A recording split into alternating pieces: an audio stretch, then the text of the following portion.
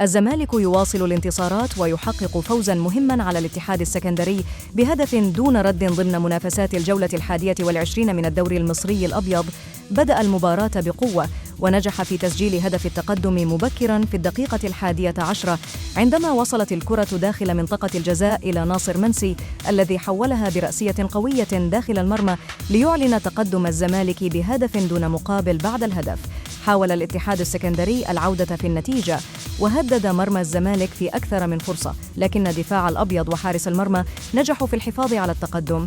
وشهدت المباراة إثارة كبيرة بعد حالة طرد خلال اللقاء، وهو ما زاد من سخونة المواجهة بين الفريقين، لكن الزمالك نجح في الحفاظ على تقدمه حتى صافرة النهاية، وبهذا الفوز رفع الزمالك رصيده إلى 43 نقطة في صدارة جدول ترتيب الدوري المصري، ليستمر الصراع مشتعلا على لقب الدوري في الجولات القادمة.